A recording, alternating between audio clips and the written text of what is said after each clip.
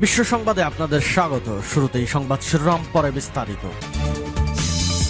জানিয়ে দেব হাতে আসা এ মুহূর্ত পর্যন্ত গুরুত্বপূর্ণ আন্তর্জাতিক সংবাদ সমূহ। শুরুতেই সংবাদ শিরোনাম। ইসরায়েলের গুরুত্বপূর্ণ লক্ষ্যবস্তুতে হামলা চালিয়েছে ইরাকি যোদ্ধারা। এবার জানিয়ে দেব ইসরায়েলের সঙ্গে সম্পর্ক ছিন্নের ঘোষণা কলম্বিয়ার। জানিয়ে দেব যুক্তরাষ্ট্র যুক্তরাজ্যের উপর নিষেধাজ্ঞা দিল ইরান। এরপর জানিয়ে দেব ফিলিস্তিনকে তার আসল মালিকদের কাছে ফিরিয়ে দিতে হবে, এমনটি মন্তব্য করেছেন ইরানের সর্বোচ্চ নেতা আয়াতুল্লাহ আলী খামেনি। এরপর জানিয়ে দিব কারামুক্ত হচ্ছেন ইমরান খান। এবং সর্বশেষ জানিয়ে দিব রাশিয়ার বিরুদ্ধে রাসায়নিক অস্ত্র প্রয়োগের অভিযোগ। এতক্ষণ শুনছিলেন সংবাদ শিরোনাম, এখন বিস্তারিত।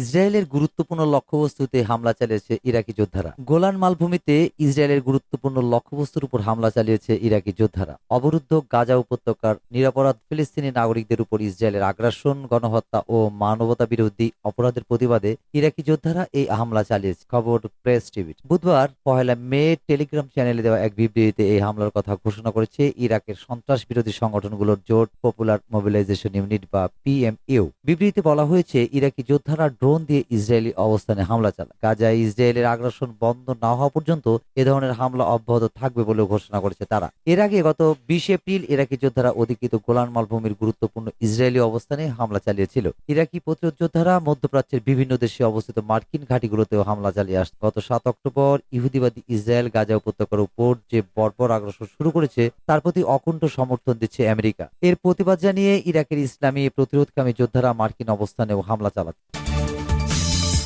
ইসরায়েলের সঙ্গে সম্পর্ক ছিন্নের ঘোষণা কলম্বিয়ার। ইসরায়েলের সঙ্গে কূটনৈতিক সম্পর্ক ছিন্ন করার ঘোষণা দিয়েছেন কলম্বিয়ার প্রেসিডেন্ট গুস্তাভো পেত্রো। গতকাল বুধবার বোগোটায় আন্তর্জাতিক শ্রমিক দিবস উপলক্ষে এক জনসভায় দেওয়া ভাষণে তিনি এ ঘোষণা দেন। ইসরায়েলের রাষ্ট্রপ্রধান গণহত্যাকারী বলে উল্লেখ করে পেত্রো জানান, কলম্বিয়া বৃহস্পতিবার 2 মে ইসরায়েলের সঙ্গে সব ধরনের কূটনৈতিক সম্পর্ক ছিন্ন করতে যাচ্ছে। তিনি বলেন, গাজার এমন পরিস্থিতিতে বিশ্বের কোনো দেশ নিষ্ক্রিয় থাকতে পারে না। এর আগে ফেব্রুয়ারিতে গাজায় খাদ্য সহায়তার জন্য লাইনে দাঁড়ানো ফিলিস্তিনিদের উপর গুলি চালানোর পর কলম্বিয়া ইসরায়েল থেকে অস্ত্র ক্রয় স্থগিত করে। গুস্তাভো পেত্রো গাজায় ইসরায়েলের হামলার পর থেকে প্রতিবাদে সরব ছিলেন। চলমান ফিলিস্তিন ইসরায়েল যুদ্ধের চরম বিরোধী তিনি। এ সম্পর্কে পেত্রো বিভিন্ন সময় তার অবস্থান সম্পর্কে স্পষ্ট ধারণা দিয়েছেন। তিনি বলেছেন, গাজায় গণহত্যা চালাচ্ছে ইসরায়েল। আন্তর্জাতিক বিচার আদালতে ইসরায়েলের নেতাদের কঠোর শাস্তি নিশ্চিত করা প্রয়োজন। এ কাজ সহজ করতে অন্যান্য দেশকে এগিয়ে আসার আহ্বান জানিয়েছেন তিনি। এদিকে কলম্বিয়ার কূটনৈতিক সম্পর্ক ছিন্ন করা পরিকল্পনা সম্পর্কে ইসরায়েলি সরকার পক্ষ থেকে তাৎক্ষণিকভাবে কোনো মন্তব্য করা হয়নি। তবে বিষয়টি যুক্তরাষ্ট্র সহ ইসরায়েলের মিত্ররা ভালোভাবে মেনে নেবে না বলেই ধারণা করা হচ্ছে। এবার যুক্তরাষ্ট্র যুক্তরাজ্যের উপর নিষেধাজ্ঞা দিল ইরান। গাজা ইস্যুতে ইসরায়েলকে সমর্থন করায় এবার মার্কিন ও ব্রিটিশ কর্মকর্তাদের উপর নিষেধাজ্ঞা আরোপ করেছে ইরান। বৃহস্পতিবার এ নিষেধাজ্ঞার ঘোষণা দিয়েছে দেশটি। খবর এএফপি। ইসরায়েলের চিরশত্রু ইরান তার পররাষ্ট্র মন্ত্রণালয়ের এক বিবৃতিতে বলেছে, ফিলিস্তিনি স্বাধীনতাকামী গোষ্ঠী হামাসের বিরুদ্ধে যুদ্ধ করছে ইসরায়েল। এই যুদ্ধে ইসরায়েলকে সমর্থন করায় কিছু ব্রিটিশ ও মার্কিন কর্মকর্তাদের উপর নিষেধাজ্ঞা আরোপ করা হয়েছে। বিবৃতিতে বলা হয়েছে, যুক্তরাষ্ট্রের বিশেষ অপারেশন কমান্ডের commander general Brian P Fenton ও মার্কিন নৌবাহিনীর 5ম নৌবহরের সাবেক commander vice admiral Brad Cooper সহ 7 জনকে নিষেধাজ্ঞার আওতায় আনা হয়েছে। এদিকে বিবৃতিতে আরো বলা হয়েছে, যুক্তরাজ্যের প্রতিরক্ষা secretary of state Grant Shapps, British সেনাবাহিনীর কৌশলগত কমান্ডের কমান্ডার জেমস হুকেনহুল ও লোহিত সাগরে যুক্তরাজ্যের রয়্যাল নেভিকে নিষেধাজ্ঞা লক্ষ্যবস্তু করা হয়েছে। এছাড়া মার্কিন সংস্থা লকহিড মার্টিন ও সেভরন এবং ব্রিটিশ সমকক্ষ এলবিট সিস্টেমস,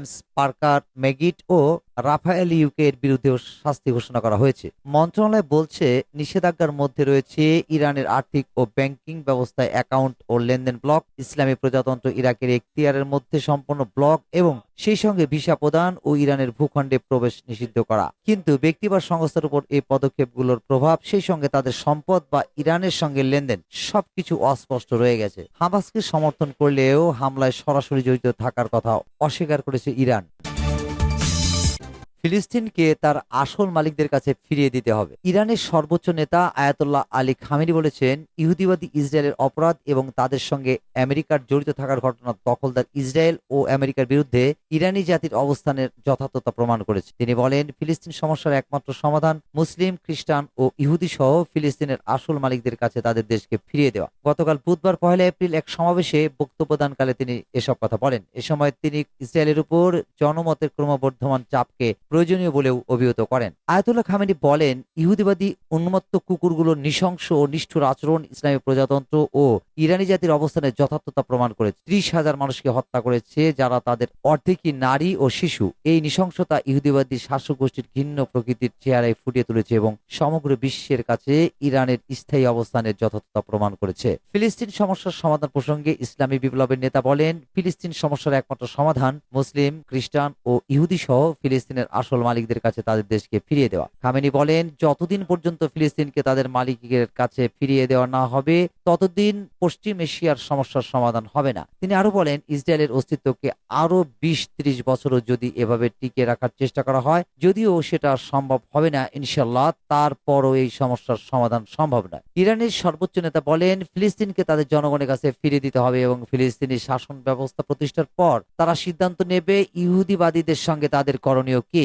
এই অঞ্চলের কোন কোন দেশ ইসরায়েলের সঙ্গে সম্পর্ক স্বাভাবিক করার পদক্ষেপ নিচ্ছে উল্লেখ করে তিনি বলেন, কারামুক্ত হচ্ছেন ইমরান খান। পাকিস্তানের সাবেক প্রধানমন্ত্রী ইমরান খানের বিরুদ্ধে রাষ্ট্রের গোপন তথ্য ফাঁস সংক্রান্ত অভিযোগের কোনো প্রমাণ মেলেনি বলে জানিয়েছে দেশটির হাইকোর্ট। বুধবার 1 এপ্রিল ইসলামাবাদ হাইকোর্ট এ পর্যবেক্ষণ জানায়। হাইকোর্টের এই পর্যবেক্ষণ তেহরিক ইনসাফের প্রতিষ্ঠাতা ইমরান খানের কাছে বড় স্বস্তি বলেই মনে করছেন তার অনুগামীরা। গত অক্টোবরে ইমরান ও তার দলের আরেক নেতা সাবেক মন্ত্রী শাহ মেহমুদ কুরেশির বিরুদ্ধে অফিসিয়াল সিক্রেটস অ্যাক্ট OSA এ মামলার শুনানি শুরু করেছে আদালত। এ মামলায় দোষী প্রমাণিত হলে পাকিস্তান আইন অনুযায়ী ফাঁসির সাজাও হতে পারে। রাষ্ট্রের গোপন তথ্য ফাঁস সংক্রান্ত মামলায় অভিযুক্ত হওয়ার কারণে চলতি বছর পাকিস্তানের জাতীয় নির্বাচনে প্রতিদ্বন্দ্বিতা করতে পারেনি ইমরান খান। তার বিরুদ্ধে অভিযোগ, 2022 সালের শুরুর দিকে ওয়াশিংটনে নিযুক্ত পাকিস্তানের রাষ্ট্রদূত একটি গোপন নথি পাঠিয়েছিলেন ইসলামাবাদে। তৎকালীন প্রধানমন্ত্রী ইমরান খান এবং তার 3 সহযোগী সেই গোপন নথি ফাঁস করে দেন। গোপন নথি ফাঁস সংক্রান্ত একটি তারবার্তা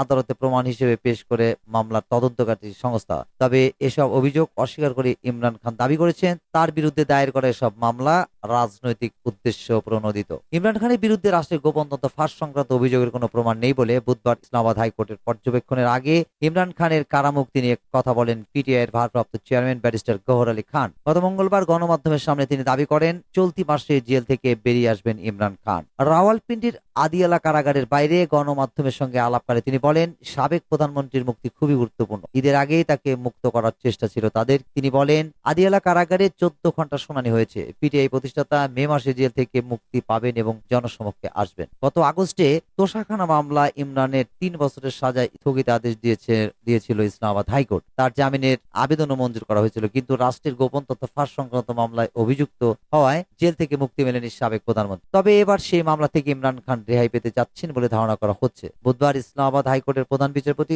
আমির ফারুক এবং বিচারপতি মিয়ানগুল হাসান আওরঙ্গজেবের বেঞ্চ জানিয়েছে, প্রধানমন্ত্রী হিসেবে পাওয়া তার বার্তা ইমরান নিজের কাছে রেখে দিয়েছিলেন এমন একটিও প্রমাণ তদন্তকারী সংস্থা পেশ করতে পারেনি।